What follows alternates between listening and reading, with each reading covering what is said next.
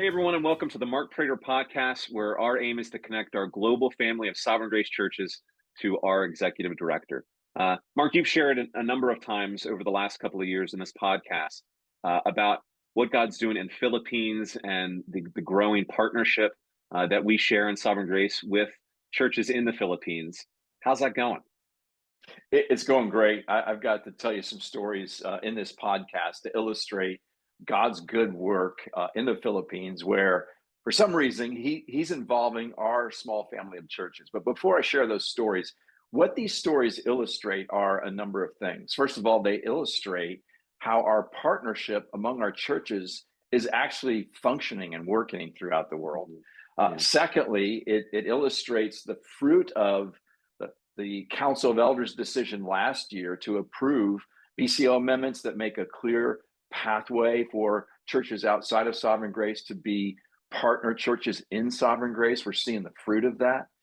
Third, that our ordination standards are being applied evenly throughout the world, which protects us theologically and strengthens us theologically. And fourth, that this all happens because of the gift of leadership, and that we need leadership to bring about and to follow up on all of the opportunities that God has given us. So the stories that I want to tell, they really do illustrate those things, and they are amazing evidences of God's grace among our family of churches. It's excellent and gratifying to see Dave Taylor and his team, their good leadership, actually functioning in this way, serving us so well in these growing partnerships that we have globally. You said you have some stories for us. One of them involves my friend Nilo Ebo, who I went to pastor's college with. It does. I look forward to telling that everyone that story. Dave Taylor just got back. Dave, our director of global missions, just got back from Philippines just a few days ago. And on that trip, not only was Dave in that nation, but Riley Spring from Parramatta, Australia, in the Sydney area, Dave York from Roseburg, Oregon, Lynn Baird, who's now in Phoenix, Arizona, and Tony Walsh, who is from the Denver area. And so those men were there. They were working hard throughout their 10 days in that nation. So one story is that Jeffrey Joe, a senior pastor of a church in Manila, Philippines, of about 1,200, also a man that's planted about 15 or more churches in the Philippines near the Manila area, had passed his ordination exams. And so on a Sunday a couple of weeks ago, they officially ordained him as a Sovereign Grace elder in Sovereign Grace on the same Sunday that church was celebrating their 30-year anniversary. So it was just a wonderful service. Dave was sending me videos and pictures, and Dave York actually preached a sermon that Sunday morning. Dave York is on point for the Philippines as a member of Dave's Emerging Nations team, and he and Jeffrey Joe have become very, very good friends. So that was just a wonderful morning to celebrate with that church and with Jeffrey Joe, who is an important leader for us in the Philippines.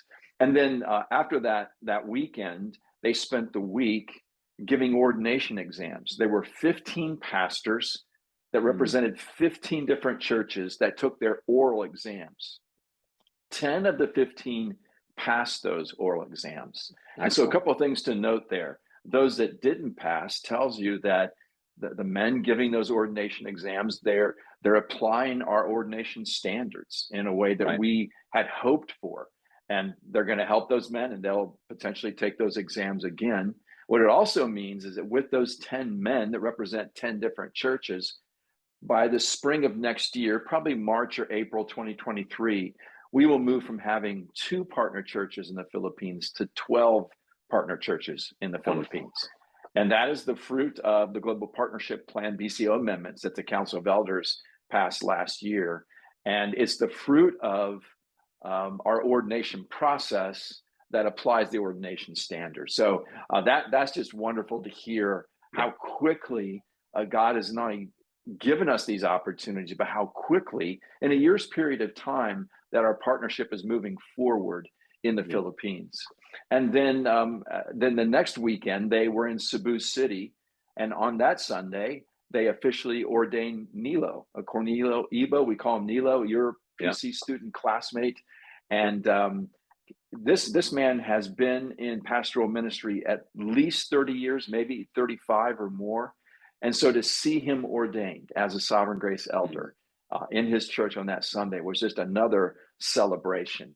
And we now have officially 2 Sovereign Grace ordained elders in the Philippines. And because of those ordinations, 2 emerging nation partner churches in the Philippines, soon to be 12. Because of the ordination process. And just one other story, a couple of other stories that really illustrate why we need leadership. Dave York and Dave Taylor and Riley Spring and Lynn Baird and Tony Walsh were all working very, very hard to bring about not only the ordination exams, but also to continue to build relationally. Lynn Baird has been traveling there for I don't know how many years. I'm guessing 20 years or more. And he decided this would be his last trip to the Philippines.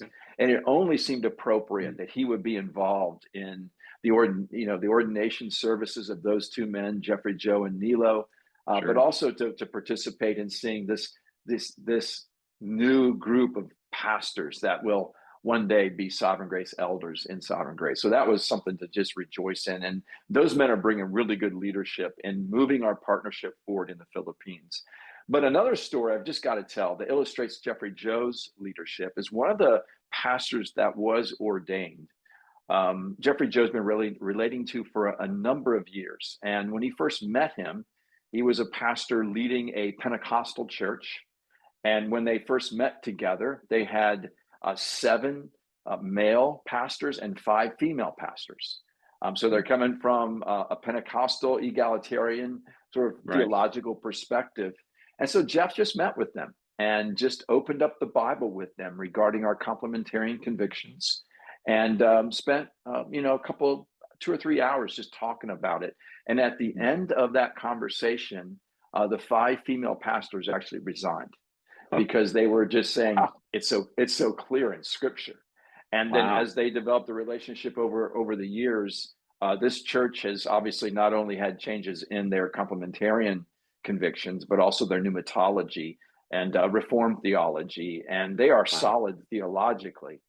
But I share that story because it's a wonderful expression of leadership, where Jeffrey Joe was just bringing biblical leadership to a situation that clearly needed it and didn't know what would happen, but trusted God. And now this man is going to be an ordained elder at some point in Sovereign Grace. What a great story. Certainly grateful for Jeffrey Joe and his influence over there. Shout out to Jeffrey Joe. Hey, where the podcast is getting a little long, but we just can't end this podcast without talking about our brother pastor, Larry Malament, and his passing this past week. Right. Yeah, it's so appropriate that we do so. I think even at the end of this particular podcast, because I didn't remember or realize that Larry was actually in the Philippines in 2014. One of the brothers in the Philippines, actually, when I sent the email about Larry's passing, actually just responded and said he was just here in 2014. We just love Larry. We'll miss him, obviously. The other thing is, and most guys know this that have been Sovereign Grace for some time, Larry traveled for Sovereign Grace throughout the world. He's one of the first pastors to really do so, and built a number of relationships in places like India, in the Philippines, and in Burma, but especially in South Korea. And we have a partner church, Lord's Grace Church in Seoul, South Korea, because of Larry. And so we thank God for him. We thank God for his contribution to our family of churches. And we do grieve his loss, but we don't grieve without hope, knowing that one day, because of Christ, we will see him and enjoy glory with him. Yeah, I'm sure we're all praying for strength, peace, wisdom, comfort for Grace Church and for Devin and John and Larry's family, praying for blessing and strength in the days ahead. It's not exaggerating, I don't think, to say that, Larry's faithful service globally over the years was sowing into some of the things that are being reaped and are becoming fruitful now. And so so grateful for men like him and their sacrifice and their service. I guess we could paraphrase Billy Sunday and say, you may have heard that Larry Malament died, but don't you believe it? He's more alive than he's ever been. And so thank God for the hope of the gospel.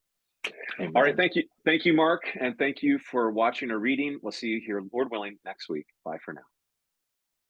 Thank you for watching. If you have questions or comments, Mark would love to hear from you. For more videos like this, hit subscribe on YouTube or by email at markkprater.com.